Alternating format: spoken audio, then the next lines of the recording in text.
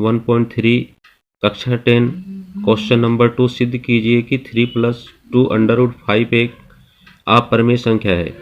ये इस प्रकार के अपरिमेय संख्या की सेकंड कैटेगरी है। इससे पहले मैं 2 क्वेश्चंस आपको बता चुका हूँ जो फर्स्ट कैटेगरी में आता है। तो इस क्वेश्चन को हम लोग सोल्व करना चालू करते हैं। तो जैसे मैंने आपको पिछली वीडियो में बताया था कि अपरिमेय संख्या गिवन है तो हमें उसको परिमेय संख्या मानना है।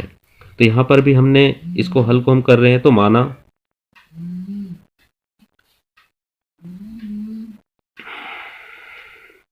3+2√5 एक परिमेय संख्या है। किस प्रकार की संख्या है? परिमेय संख्या है। तो जैसे हमने पिछले वीडियो में देखा था, तो यहाँ पर जो परिमेय संख्या होती हैं उसे हम a/b की फॉर्म में लिख सकते हैं। तो यहाँ पर जो a और b है, यहाँ पर जो a और b हैं वो सह अभाज्य संख्याएं हैं। a और b सह अभाज्य संख्याएं हैं। सह अभाज्य संख्याएं हैं। सह अभाज्य संख्याएं है।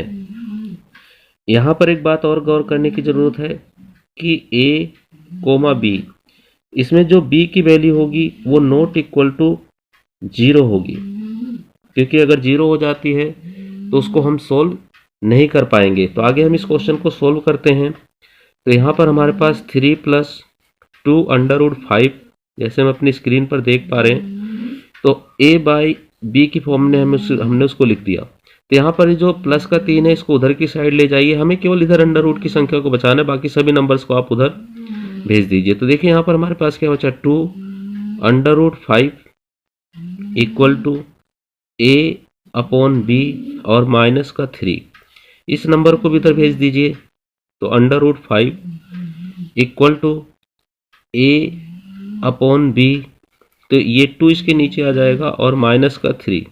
अगर ज़्यादा आप इसे करना चाहते हैं तो इसका एलसीएम ले लीजिए। तो जैसे एलसीएम लेकर हम सोल्व करते हैं तो √5 और 3 का यदि हम एलसीएम ले लें तो 2 आ जाएगा, 2b। तो ये तो एज इट इज आएगा और ये माइनस का हो जाएगा। 1 को इससे भाग करोगे तो 6b हमारा आ जाएगा। अब हम जैसे अपनी स्क्रीन पर देख पा रहे हैं ये तो एक अपरिमेय संख्या है। ये तो किस प्रकार की संख्या है? अपरिमेय संख्या है। अपरिमेय संख्या है। और इधर हम देख पा रहे हैं कि ये परिमेय संख्या है। परिमेय संख्या है। तो कभी भी ऐसा नहीं होता है कि अपरिमेय संख्या बराबर परिमेय संख्या हो जाए। तो ये कभी भी पॉसिबल नहीं। चाहे तो हम इस प्रकार से भी इसके आंसर को लिख सकते हैं, लेकिन आपकी एनसीईआरटी बुक्स में जैसा बताया गया है मैं उसी के अकॉर्डिंग इस आंसर को करने जा रहा हूं। तो देखिए हमें एनसीईआरटी के अकॉर्डिंग किस प्रकार से करना है। तो यहां पर आपके पास क्या था, a और b। तो यहां पर हम लोग मानेंगे क्या नाम है जो हमें सामने दिखाई दे रहा है। तो यहां पर a -6b अपॉन में 2b एक परिमेय संख्या है। एक परिमेय संख्या है। परिमेय संख्या है। तो इसका मतलब क्योंकि परिमेय संख्या यदि है तो इसके बराबर में √5 है तो उसे भी एक परिमेय संख्या होना चाहिए। तो इसका मतलब क्या हुआ कि √5 भी एक परिमेय संख्या है। परिमेय संख्या है। परिमेय संख्या है। संख्या है। लेकिन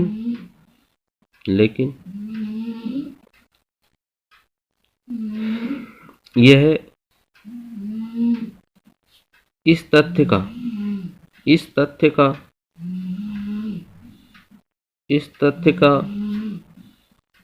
विरोधाभास है।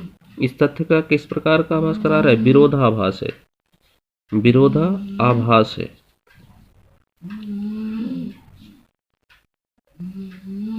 क्योंकि √5 एक अपरिमेय संख्या है, अपरिमेय संख्या है जो हमारी गलत कल्पना के कारण, जो हमारी